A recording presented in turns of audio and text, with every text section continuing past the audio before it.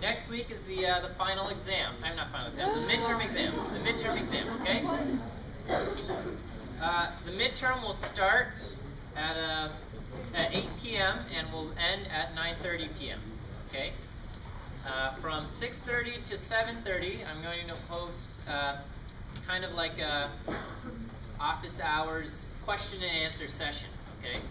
This is in lieu of regular office hours, so I will not have regular office hours next week. Okay, so no. Maybe I'll put this up on the board just so we're clear.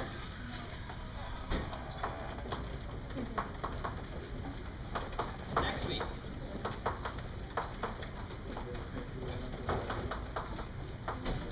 Midterm exam. No office hours from 5 to 6 p.m. Okay, but we will from 6:30 to 7:30. I'll have a Q&A session. Okay. If you have any last-minute questions, okay. Of course, you should have finished all of your studying by this point. But if you have any last-minute questions or clarification issues, you can ask at that time. We have a question. Cumulative? Yes. It will cover everything from week 1 to the stuff that we covered today. Okay. Today we're covering the normal and binomial distribution for which you are receiving tables, and it will cover up through that. Yes. Yes, the Q&A session will be here in this classroom. Okay. Are we going to be getting these tables on the midterm? Yes, you will receive a copy of those tables on the midterm next week also. Okay, but don't throw these away. You will need them just for the rest of the class. Another question. Allowed any flashcards? I'm sorry? Are we allowed any notes? Yeah. Instead of a note card, you are given a 8.5 by 11 sheet of paper on which you can write notes on one side. Okay, so you can take one sheet of paper and fill it up with notes. It can be typed. Okay, you can write it. It needs to be your own. Okay, you cannot make photocopies of a friend's note sheet. Okay, you can collaborate and work on things together, but it needs to be your own note sheet. Okay, question. There are going to be about 25 multiple choice questions and about 4 free response questions. Okay, the free response questions will be similar to the types of questions you've seen on quizzes. Okay, except it will cover different material, of course. All right, but it will be that style of question where you'll have to show your work and come to some kind of answer. The rest will be multiple choice. I will provide Scantrons. I'm assuming everybody knows how to use them. Please bring. Be sure to bring your calculator, a functioning calculator. Okay. Bring your ID, a pencil, and an eraser. Okay. If you don't have your basic needs, I can't help you. All right. So that's it on the midterm. There is a page on the website with more information regarding the content and the things that you will need to know and be expected to know for the midterm. Are there any other questions? I'm sorry, to clarify, the 6:30 to 7:30 Q&A is on. On the day of the midterm. On the day of the midterm. So then the midterm. So the midterm runs from 8 to 9 p.m. All right, 8 to 9:30.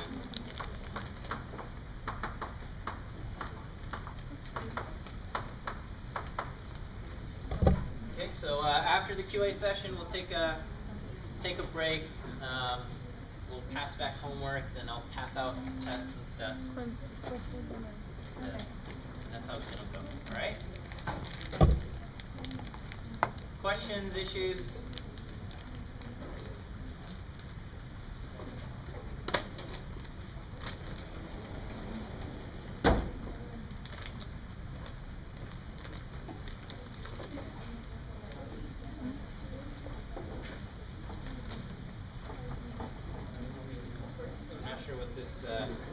what the previous class was. But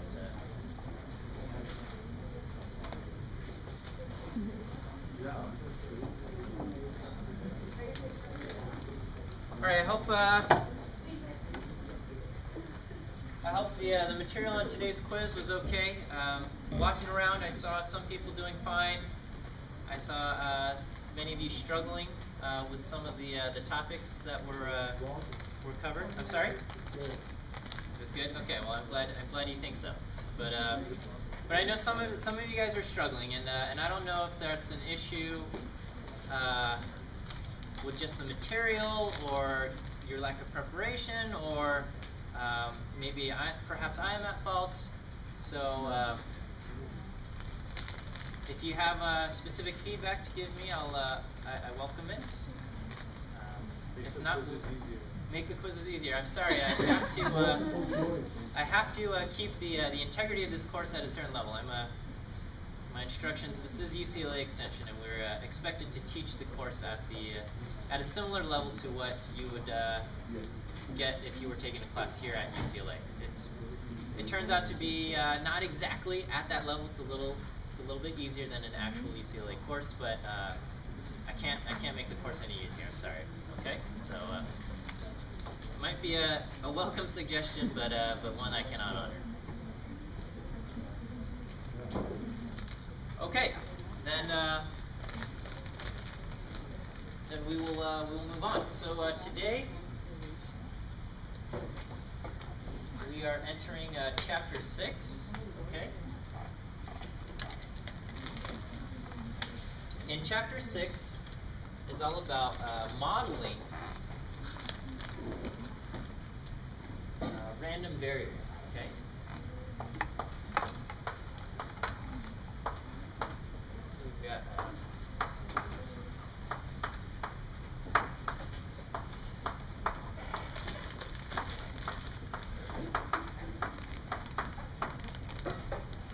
and in particular, we are going to look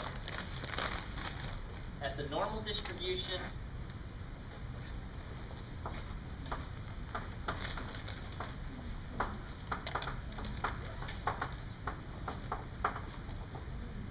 and the binomial distribution.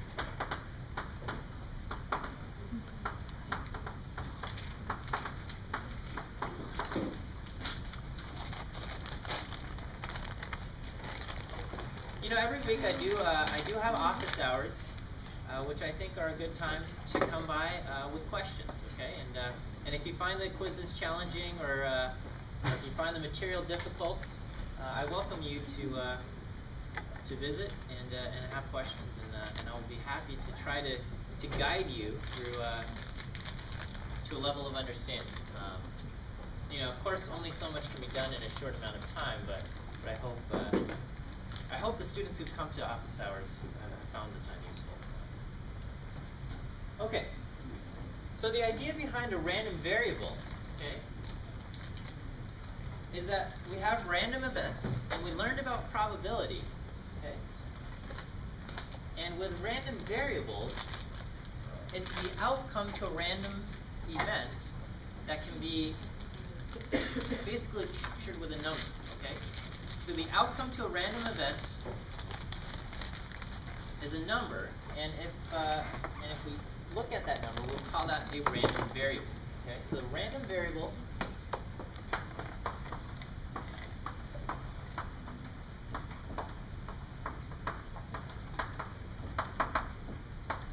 is the outcome to a random event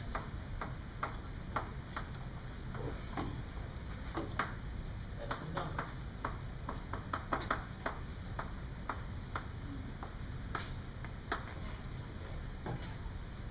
So if I flip a coin, and if the coin lands heads or tails, that is not a random variable in this sense, okay? Because the answer there is heads or tails. But the outcome is not a number. However, if I change the example, and I'm still flipping a coin, but if instead the question is not what face did it land on, but rather if I ask how many heads appeared after one coin flip, then it becomes a random variable. And what are the possible outcomes then? 0 or 1, okay? If it landed tails, your random variable would take on what value? 0. How many heads did it take? How many heads appeared? 0 heads, okay? If the coin landed heads, your random variable would take on the value 1, okay? Does that make sense? So it's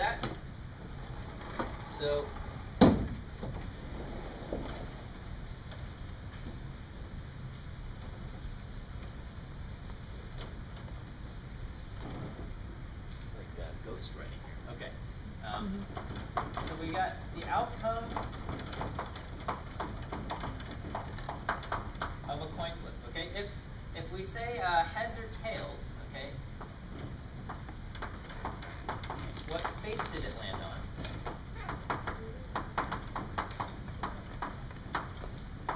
Okay. Possible outcomes.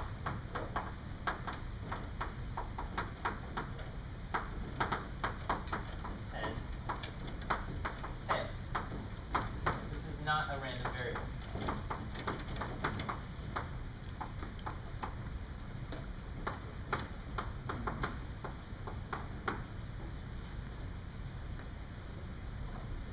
But we can rewrite the question.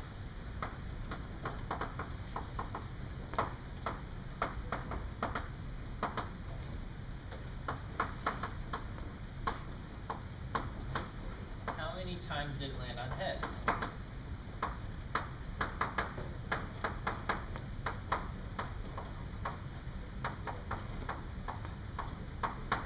Okay. Well then, the outcomes, okay, is 1 or 0. Okay, if it lands heads or it lands tails.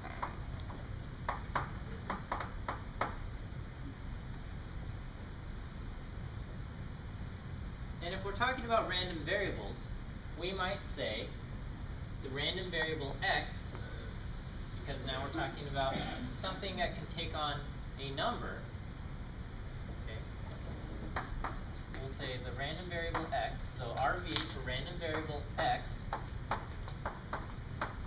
can take on the values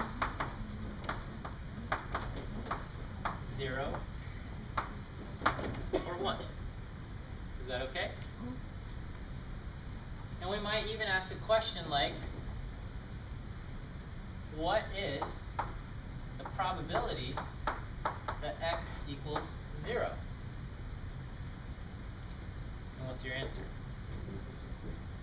So we're talking about coin flip. How many times did it land on heads? What is the probability that x will equal 0? 0.5. 0.5. Is this okay? And then we could say, and the probability that x equals 1 is equal to 0.5.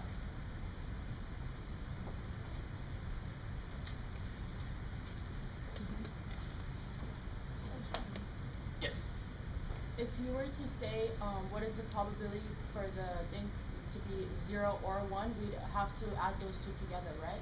Yeah, so if I say, what's the probability that x equals 0 or 1, the probability is 1, right? After one coin flip, the number of heads you see will either be 0 or 1, right? Or how many times did it land on heads?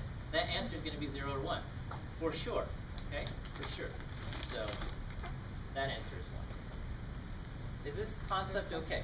All right. Yeah. So it's the idea of probability, but we're mapping it, or we're changing things around so that now we can talk about x, okay?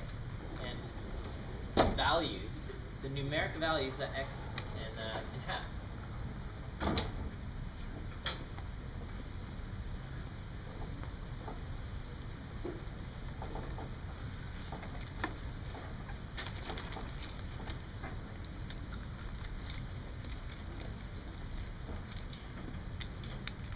All right, so then graph something like this, okay? And this graph is going to be so basic or lame looking that it will seem silly, but we can create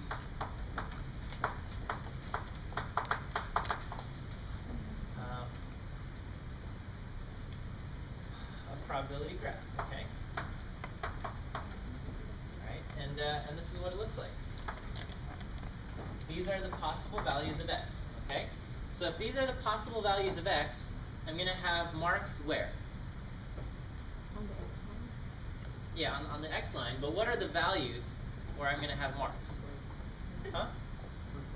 Not 0.5. What are the possible values that x can take? 0 or 1. 0 or 1, okay? So I'm going to have a mark here at 0 and a mark here at 1, okay? And then, yeah, you know, we could put other numbers, but there's only going to be values at 0 and 1, okay?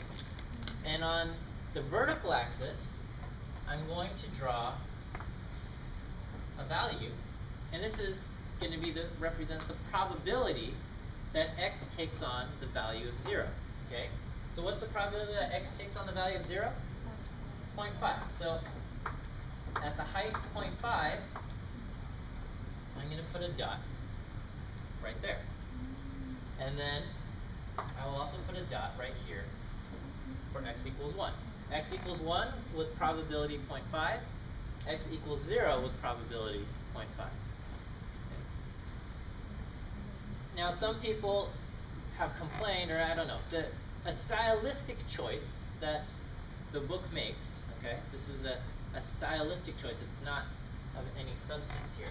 It's just that instead of just putting dots, the book has decided to draw vertical lines to really show how, I guess, to emphasize something. And I guess when you have a bunch of dots, it's easier to see when you've got vertical lines rather than just dots. But do we need to put that like on the quiz or test? It doesn't. I mean, if you put dots in the correct spot, I'll be satisfied. It doesn't matter. Okay. Okay. But you know, it's not that much harder to add a vertical line either. Okay. As long as your vertical line goes straight up and down, right? All right. So this is a very, very basic example of a random variable for the outcome of flipping a coin. Okay? Is that okay? All right. Let's make the situation a little bit more complicated.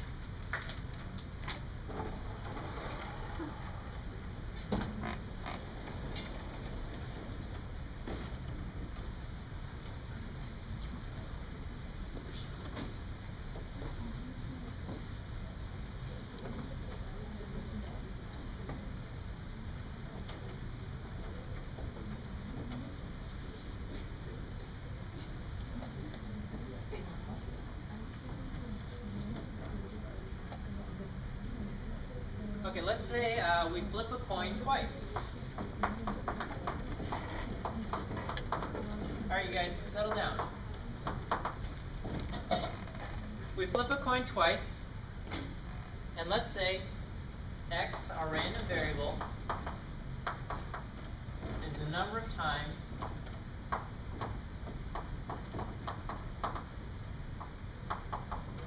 the coin lands on heads.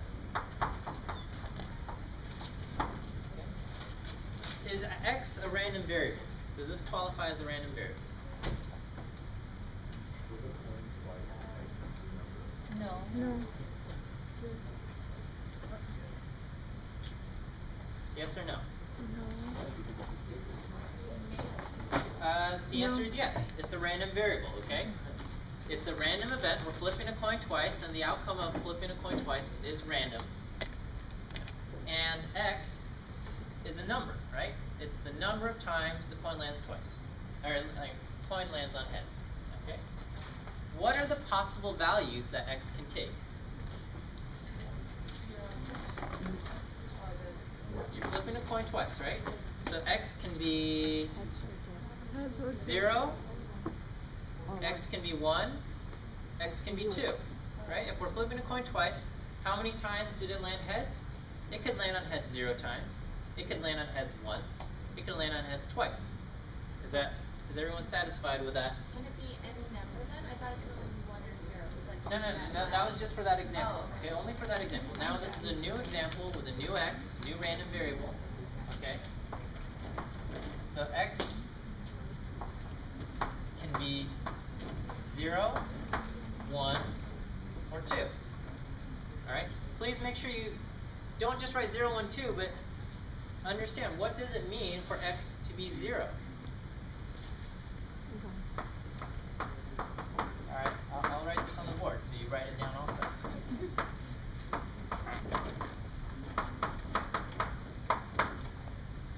What does it mean for x to equal 0?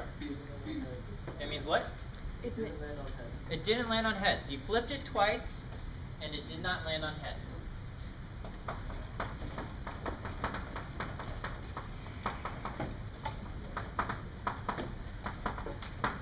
And it did not land on heads.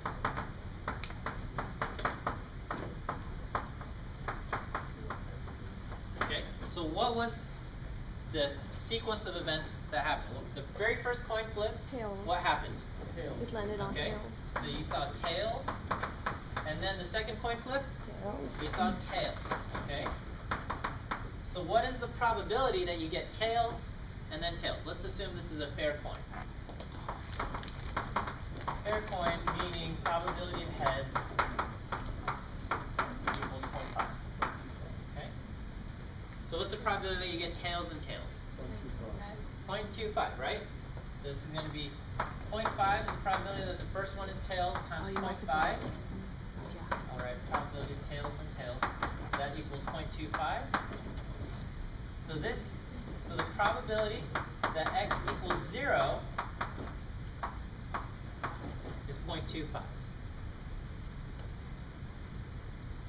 that okay? Alright, what does it mean for x to equal 2? That when you flip the coin one time, Yeah, when x equals 2, that means you flip the coin twice, and it landed on heads twice. Okay? So what is the probability for x to equal 2? Point, 0.25. Okay? So the probability that x equals 2, for the same reason, this is the probability that you got heads on the first, heads on the second. And this is 0.5 times 0.5, which gives me 0.25 also.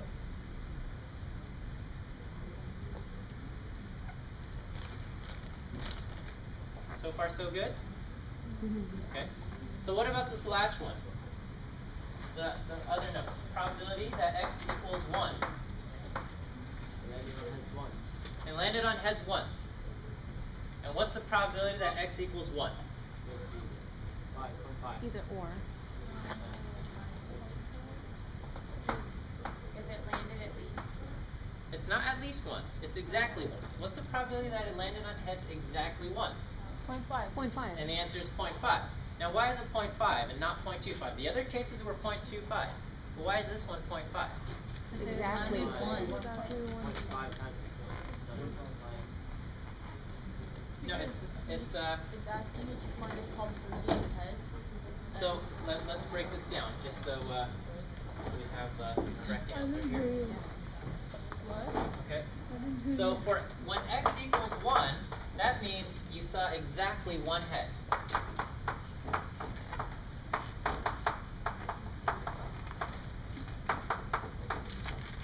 Exactly one heads. And then how many tails did you see? 0. No, we flipped the coin twice. Oh, I thought you said once. you saw one head. Yeah. No, well that's Oh, right. tails Okay, also I 1. flip a coin twice, and if I see one heads, that means I had to one see tail. one tails. Okay? Right. You saw exactly one heads, and you must have also seen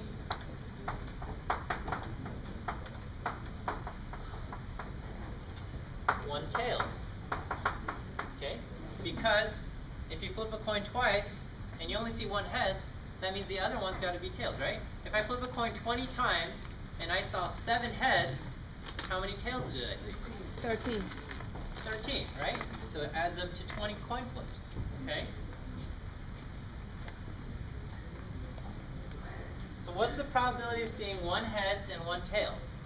0.5. 0.5, right? So we're asking what's the probability of 1 heads and 1 tails? Well, the answer is 0.5, but we have to break this down, okay? There's 2 ways for us to see 1 heads and 1 tails, okay? One is heads, then tails, and then the other is tails, then heads. Right. Okay? What's the probability of heads then tails? This is going to be 0.5 times 0.5, which is 0.25. And what's the probability of tails then heads? Also 0.25. So the combined probability of 1 heads and 1 tails is equal to 0.25 plus 0.25, which equals 0.5.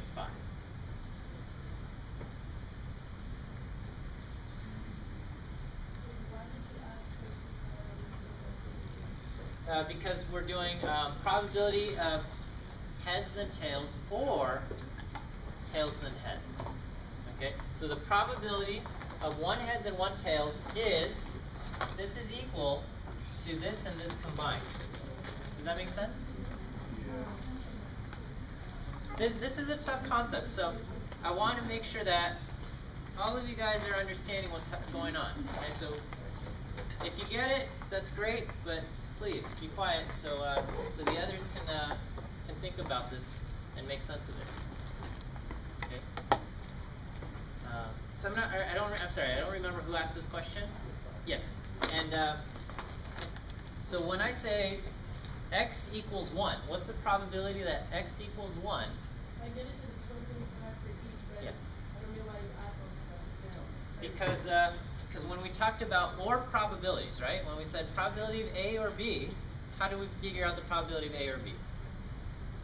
Yeah, I agree with that. You add those 2 together, right? You add those 2 together, but you subtract off any overlap, right? That's what we learned last week, okay? So in this case, we add these 2 together, and is there any overlap between heads, tails, and tails, heads?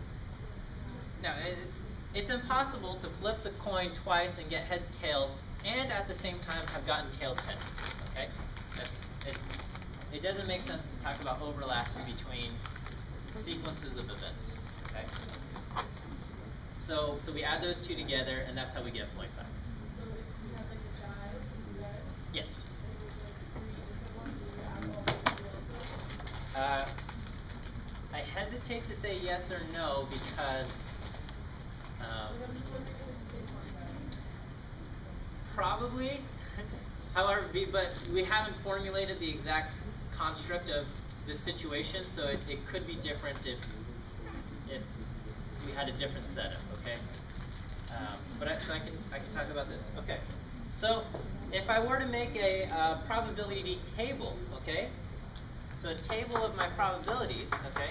This is a probability table. I would have x,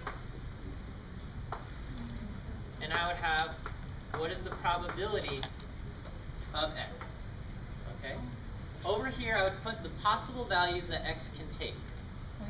0.5. What were the possible values that x, the number of heads you see, what were they? 0, 1, and 2. 0, 1, or 2. Over on this side, I would say what is the probability that x is 0? So right here, I would put what number? 0.25. 0.25. Great. Okay. So then somebody else, all right, 0.5. what would be the number that I would write here? What's the probability that x equals 1? 0.5. 0.5. And then the last for here, I would put 0.25, right? These are the 3 possible values that x can take. It can be 0, it can be 1, and it can be 2. It can be 0 with probability of 0.25, it'll be 1 with probability of 0.5, and it'll be 2 with probability of 0.25. Right? All I'm doing is I'm just basically summarizing these calculations that we've done and and putting it into a table form like this. Is this okay? All right, so if I make a probability graph, what would that look like? Axis. How many? X-axis. Okay, so I would have X across here, and then I would have marks where? On the y-axis. 0, 1, and 2. 1. And then vertically, 2, 5. I would have 0.25 and 0.5. And I could do dots or draw the vertical lines like the book has. And that would be my probability graph.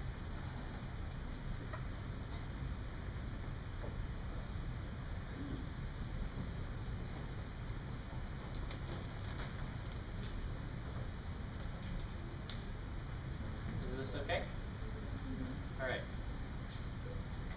What if, instead of we flip the coin twice, what if we flip the coin 8 times? Okay, so this is just a, can I erase this? Yeah. Yes. Okay. So just hypothetically,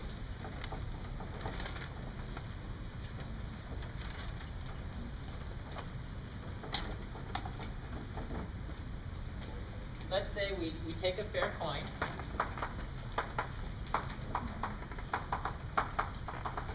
And we flip it 8 times.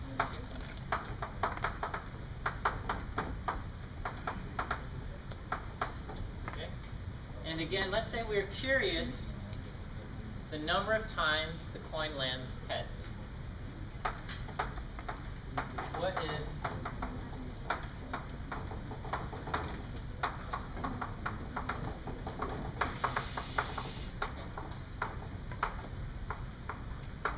okay? This will be my random variable x.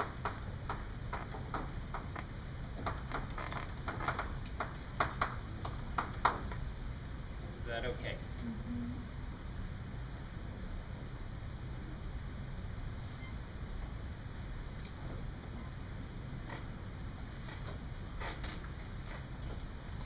What are the possible values that x can take?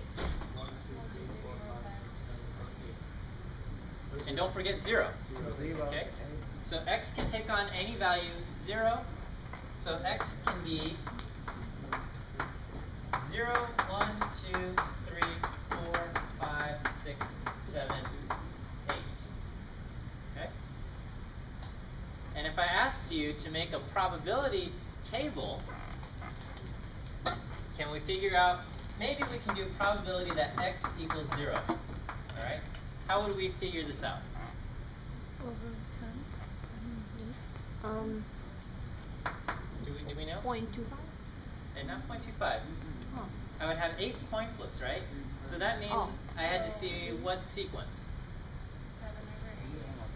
No, it means I would have to have seen the sequence of events that had to have happened for me to flip the coin 8 times and see 0 heads. Means the first coin flip must have been 0.5. tails, and the second coin flip must have been, Tails. and then the third. Everything tails. Okay, so all Everything. 8 coin flips, 1, 2, Oh, I 3, see. 4, 5, 6, 7, 8 must have been tails. Right. Okay, and then, and we can figure this out, right? So what's the probability that I got tails, tails, tails, tails, tails, tails, tails? It's going to be 0.5 Multiply, right? times itself 8 times, right? Right. So it's going to be, I'm going to use exponentiation. It's going to be 0.5 raised to the 8th power. Okay? And that would be probability for x equals 0. Okay? Now it gets a lot more complicated if I said, what's the probability that x equals 1? The reason why it gets complicated is because one of these has 0.5. to be heads and the rest have to be tails. So it could have been probability of heads, then tails, tails, tails, all the way to the end. Or the first one could have been tails and the second one could have been heads and the rest have been tails, etc., etc., 8 etc. times. Okay, there's a whole bunch of different ways. There's actually 8 different ways. Okay? And we would have to calculate this out. This would be turned into a pain in the butt. Okay? So instead of having to do all the grunt work here, okay, we're going to find a mathematical model that will help us get these answers. That mathematical model is known as the binomial distribution. Okay. We will come back to the binomial distribution at the end of this class. And it talks about figuring out, if I flip the coin 8 times, what's the probability that it lands heads once? Okay, that kind of question will be answered with the binomial distribution.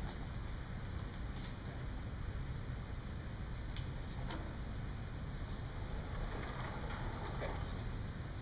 So far, all the random variables we've seen, all of these x's dealing with the coin flips, these are known as discrete random variables.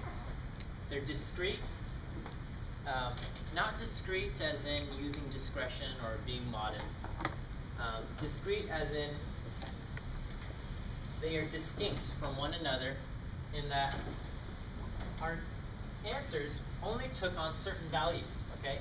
X could only be 0, 1, or 2. We could not get 1.5. We could not get 1.5 or something like that.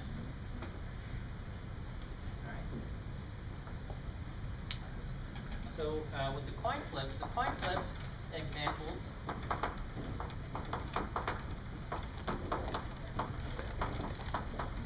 I should say in the coin flip examples, X was a discrete random variable.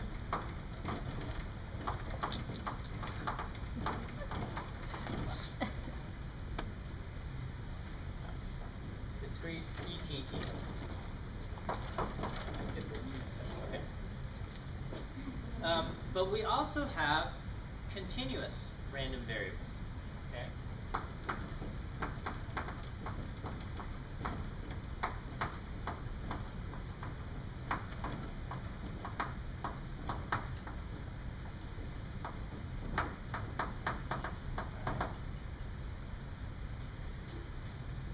Continuous random variable, we have x does not take on only certain values. So let's say I said go run 100 yards. Okay, so we start at one end of the football field and you have to run to the other end of the football field. And I time how long it takes you. Okay? Some of you might be fast runners and you might get there in like a little over 10 seconds, okay? That'd be very impressive. Others of you will take like 30 seconds or something, okay?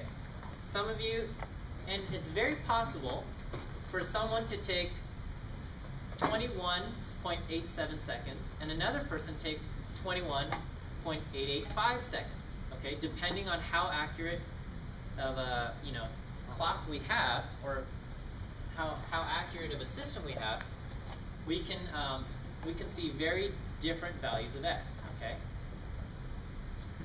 So is it likely that any two people will have the exact same time?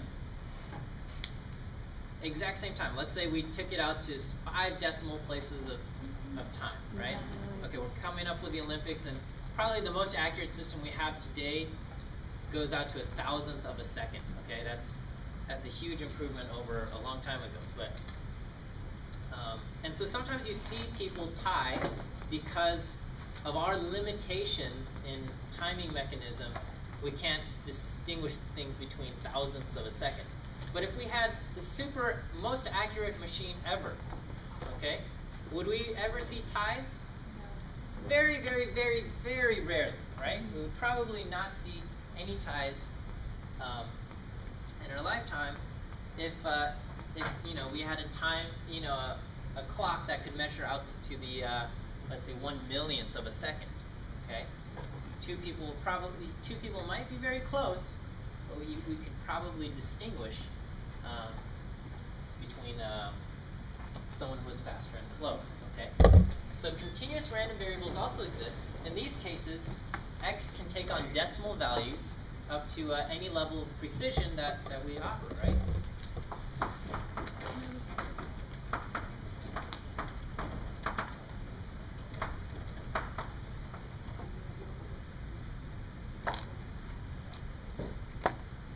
So, if somebody if we talk about running 100 yards, and let's say we had everybody in this classroom run 100 yards, okay? And we measured them out to, the thousandth of a second. The values we might see, we might see someone finish in 12.1235 seconds, okay? Someone might take 21.884 seconds. Another person might take 16.173 seconds, okay? And we can have all sorts and sorts of numbers here, okay? It wouldn't make sense to have a probability table, okay? A probability table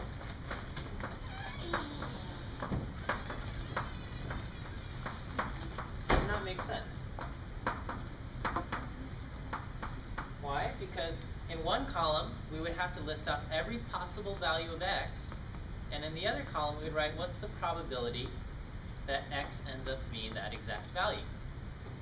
So how many possible values of x are there? Too many. Yeah, an infinite number, okay?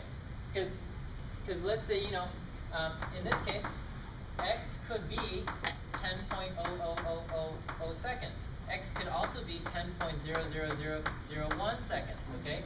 And, this won't give me an infinite number, but, we could see that there's going to be far too many numbers to list off, okay? And especially if we were saying an infinite amount of precision, there would be an infinite number of things. And what's the probability that x equals this exact number?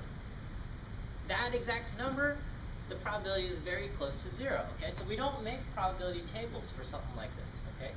We just draw probability graphs, okay? And this is where all of your skewed left, skewed right, symmetric, unimodal, all of that stuff comes back into play, okay?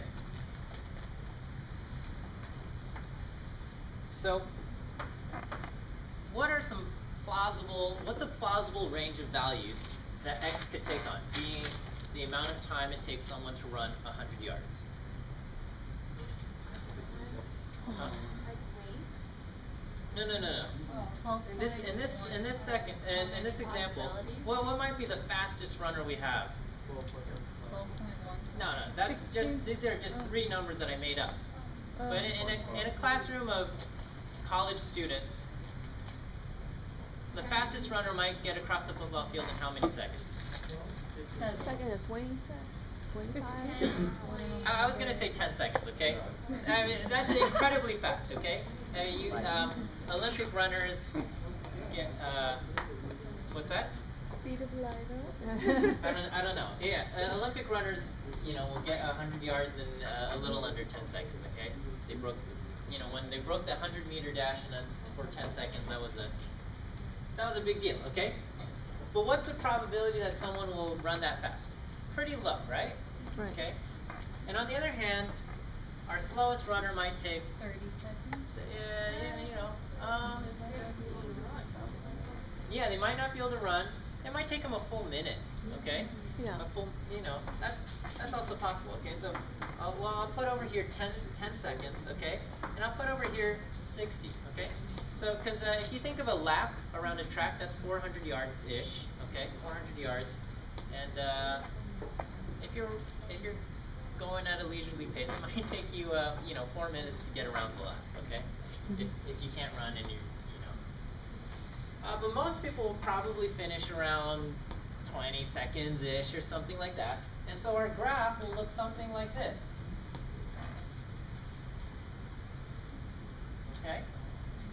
This representing, okay, not that, so maybe something around here, I'm just making up numbers here. I don't know if 20 seconds is a likely or unlikely number.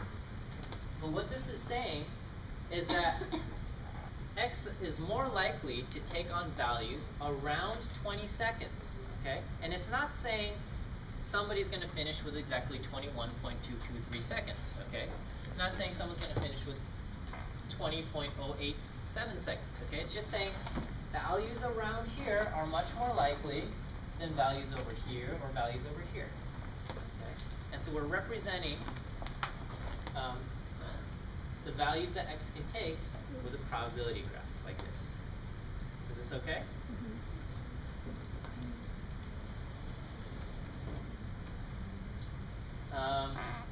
So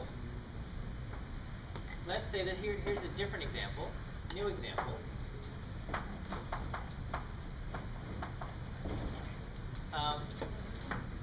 Let's say let's say my probability graph looks like this. What does this mean? This means x can take on values from where to where? 0 to 1. X can take on values from 0 to 1, so x will never be bigger than 1 or smaller than 0. And what's the probability for each of these numbers? 0.5? Not 0.5, We don't know. but all the numbers have the same probability of showing up, okay? So it's just as equally likely to get a number close to 1 as it is close to 0 as it is somewhere in the middle, okay? So this would be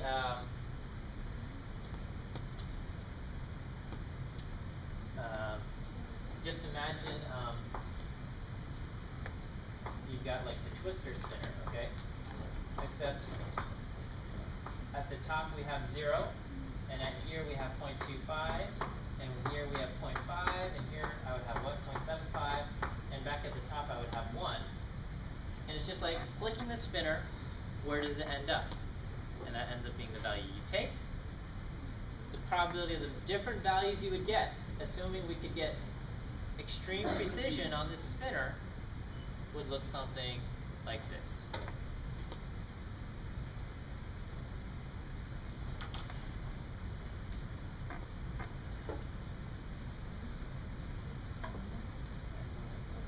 Is that okay? This represents all the possible values you could take, right? So the total area, okay, being the total probability represented by this thing will be exactly 1. Okay? The total probability represented by this graph is exactly 1. The total probability represented by this graph, also 1. Okay, so anytime you have a probability graph, the total probability for everything, so what we call the shaded, like the area under the curve will always be 1. Total area under the curve is always 1.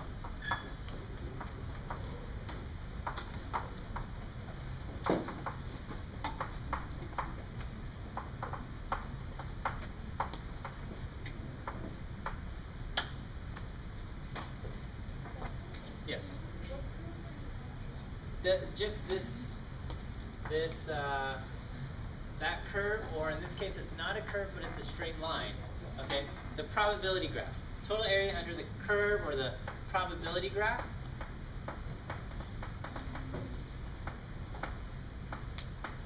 is always 1. Is that okay? Alright. So in this case,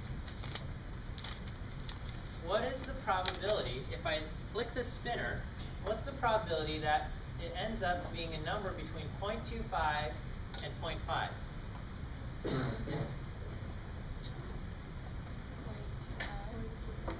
Yeah, 0.25. It'll end up here 1/4 of the time. Okay, and that would be represented on our graph.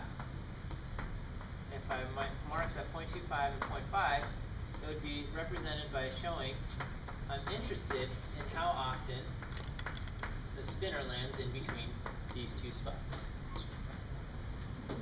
And that would be 0.25.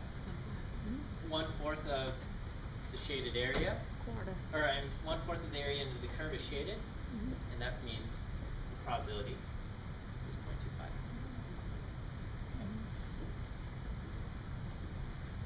Is that okay? Yes. All right. How much do you think is shaded by this chunk right there? What proportion of the area under the curve do you think is shaded?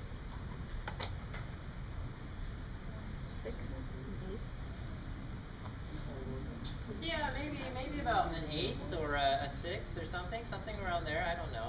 We're just eyeballing it, right? It looks like maybe 8 of these shaded things could fit total in here. I don't know. I'm making something up. Okay. So that would be about 12%. Okay. So just eyeballing it, we might say this shaded area represents 12% of everything underneath the curve. Okay. And so what that would correspond to is that the probability that someone takes 40 seconds or more to run 100 yards is about 12%. Okay, so we'll say the probability, in this case, that x is more than 40 seconds is about 12%.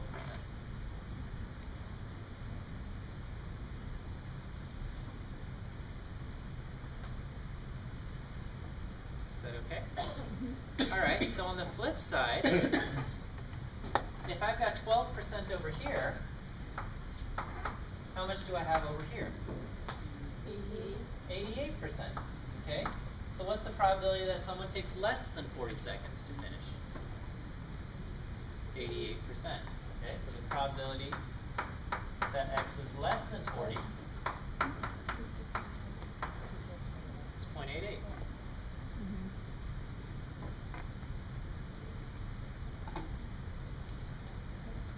This is the idea behind a random variable. Oh. You mean you don't find like a specific result? You're just... You know, so here we're just ballparking these things, okay? Okay. We're gonna delve into the normal distribution and binomial distribution for where we can get specific answers, okay? Otherwise, you know, maybe we'll have a situation like this where it's pretty clear. But yeah, this one I'm just kind of eyeballing it.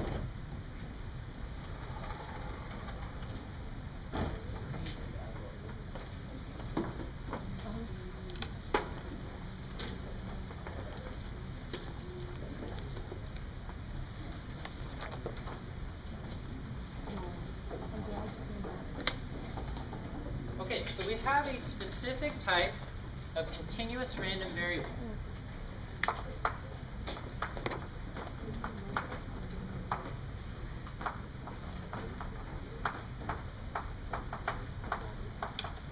Okay, and this is the normal distribution.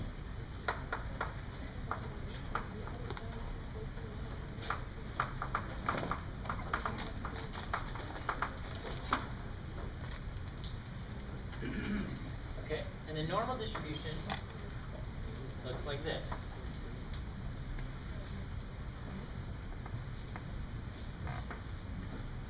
These are the values of x. In the center, I have got 0. And it goes 1, 2, 3. And if I go this way, it goes -1, -2, -3. If we had to describe its shape, we would say what? It's unimodal. Unimodal and symmetric.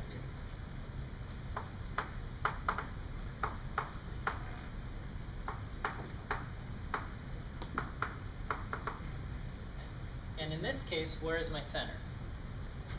0. At the center is x equals 0. Okay. Alright. And we can say that mean is equal to 0. That's the same thing. Okay. Center at x equals 0. So we say mean equals 0. And to represent that, we use this Greek letter mu, which represents the mean. It's pronounced mu. And it looks like a U with a line in front. Okay. It's actually the Greek letter for M for mean. Or middle, whatever you want to call it. Okay. And we say mu equals 0. And that means the center is at 0. And we'll worry about this later. But the standard deviation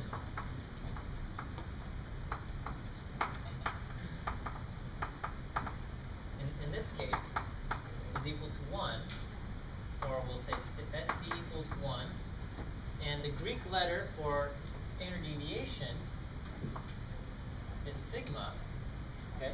It's kind of like an S where the tail curls all the way back up into itself into a circle. Why does it equal 1? I'm just telling you this Oh, for now, okay?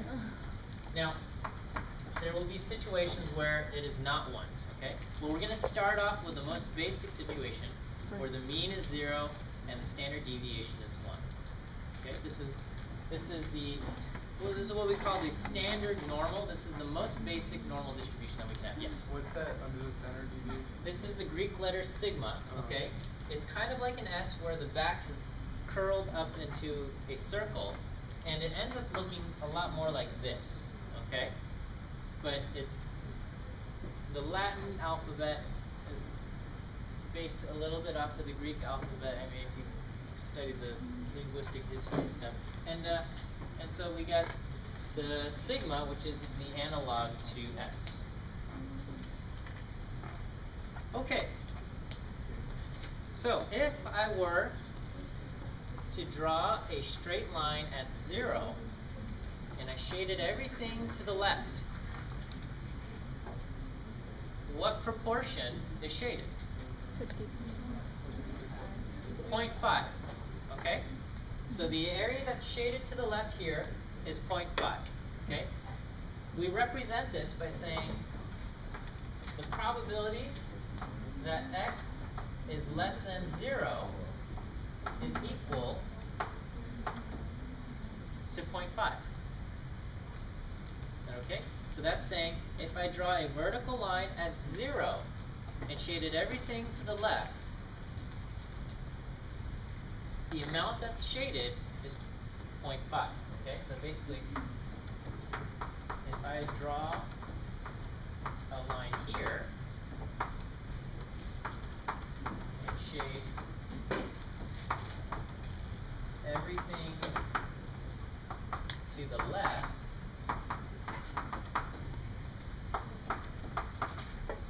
then this much is shaded. Is that okay? So at x equals 0, draw a vertical line, shade everything to the left, then that much is shaded. Okay? So if I draw a vertical line at 3, and I shade everything to the left, about how much is shaded? 100%. 100%. It's actually not 100% because if you look really closely, and I didn't do a very good job drawing this, there's just a tiny little sliver. There's just a tiny, tiny little sliver. But if I draw a vertical line at 3, it's almost 100%, okay? Yeah, it's like 99 something, okay? So probability, so how would I write this? I would write probability that x is less than 3. I'm going to just write is 0.998, okay? It's really close to 100%, but it's not quite, okay? And that means if I drew the line at 3 and I shaded everything to the left, the amount that's shaded, almost 100%. Is that okay?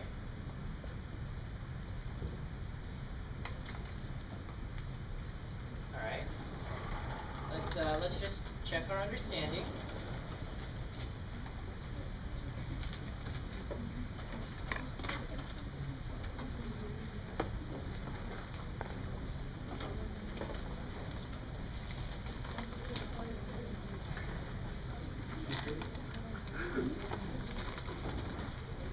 Okay, what if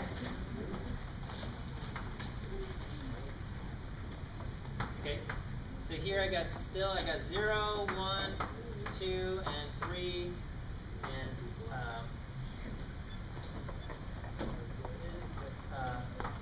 1, -1, -2, -3, okay? What if I draw a line, probability, if I say x is less than -1, what value might I have?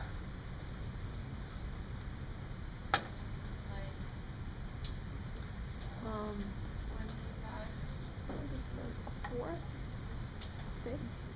Are there extras of those tables that we passed around? So just think of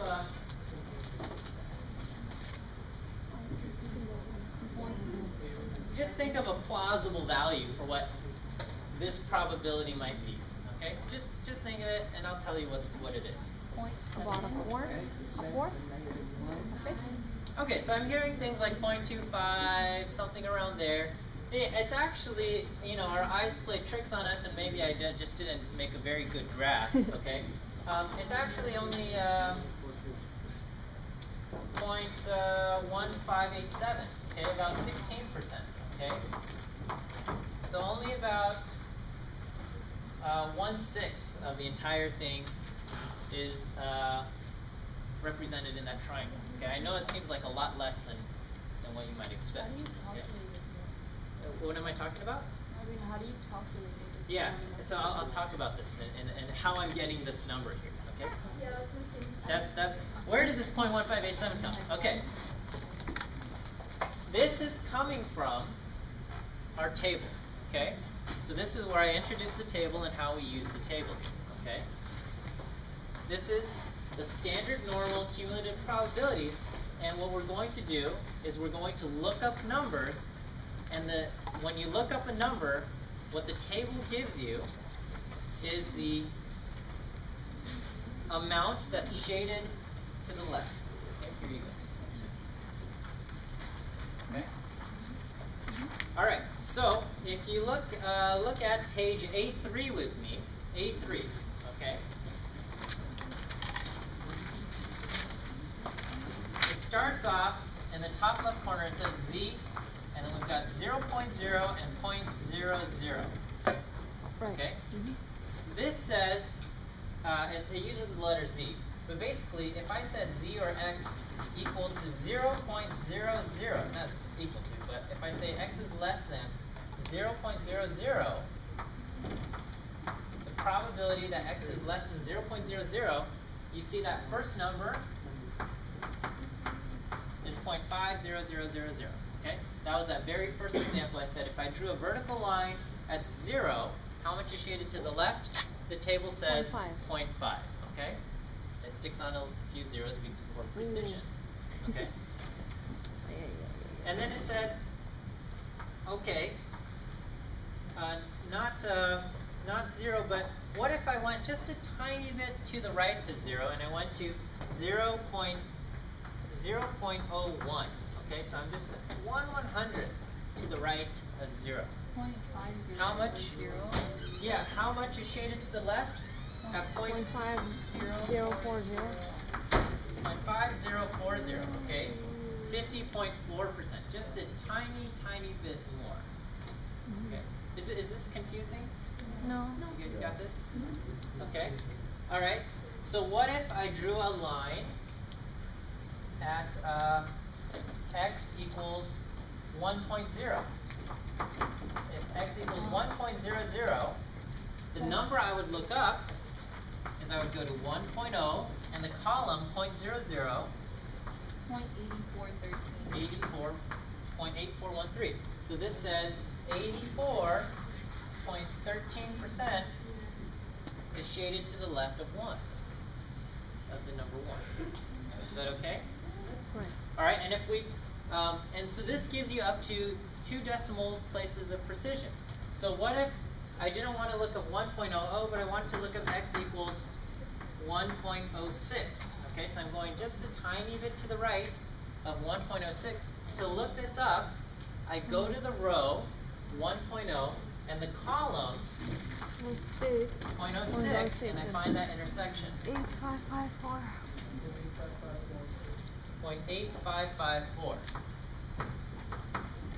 Okay, so when I drew the vertical line at 1, the area shaded to the left was about 84%, 0.8413, and if I go out just 0.06, it increases by a little bit. It increases to about 85.5%.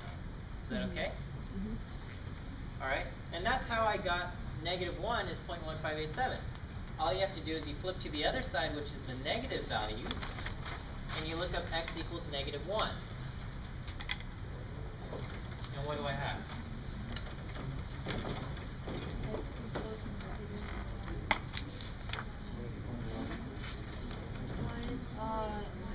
It's 1587. Yeah, -1.00, I have 0.1587.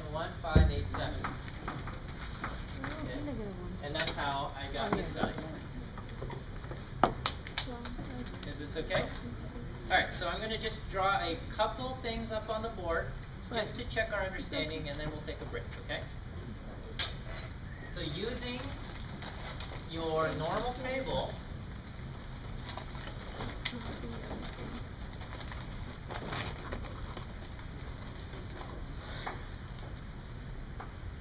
Use this on the test. It's gonna Okay. be easier. This is easier than what we just. Oh my god. This was my butt now. What did you get? A? Or the first one? I got tell me a how B. much is shaded here. Or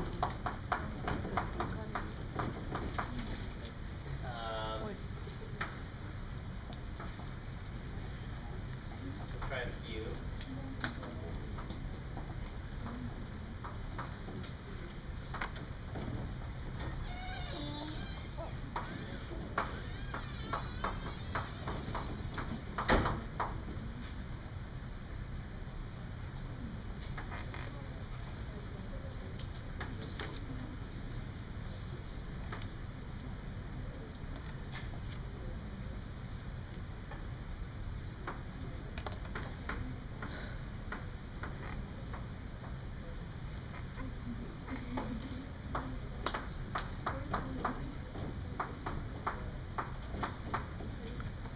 Okay, see if you could look up the answers to these three things, okay? The last one is a little bit, I don't know, tricky, but you gotta do something a little differently for the last one, okay? Because remember, the table always gives you the area shaded to the left.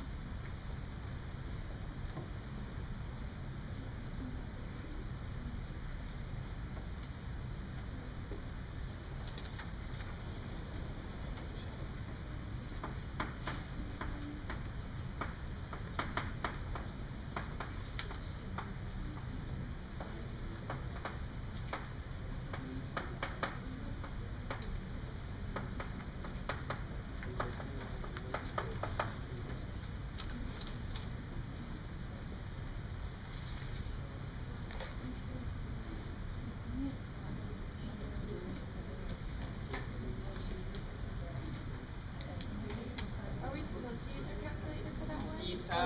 You might need to use your calculator, yeah. You might need to use your calculator. Okay, I'll just give you guys another minute to figure this out. The first two should be relatively easy. Okay, the last one might give you a...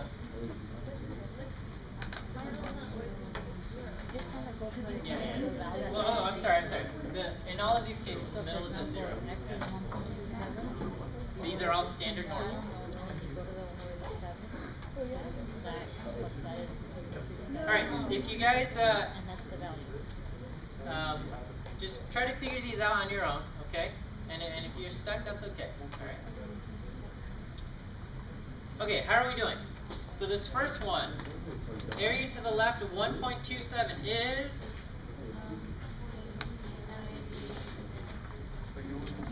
So the probability that x is less than 1.27, pay attention you guys, 0.8980. 0.8980. Okay, did everyone get that? Yes. Yes. No, who didn't get it? Okay, what did you get instead? 0.9884. Let me just see what you're doing. She was looking at the .05. No, I wasn't. I was looking at one. You got 2.27. So just so go all the way to the left, and you want to make sure you have 1.27. 1.27, okay? No? You looked at the wrong number, okay? That'll mess you up. Okay, is this okay? 0.8980. Alright, what if we looked up negative 2.11? What do we have? 0.0174. Yeah, the probability that x is less than negative 2.11? 0.0174. Okay, is everyone good there? No. No? What happened? What happened? What did you get instead? I did it wrong. I got 99. Okay, remember this has a negative sign. Oh. Okay, So that you got to be careful. Negative, positive, negative will make a big difference.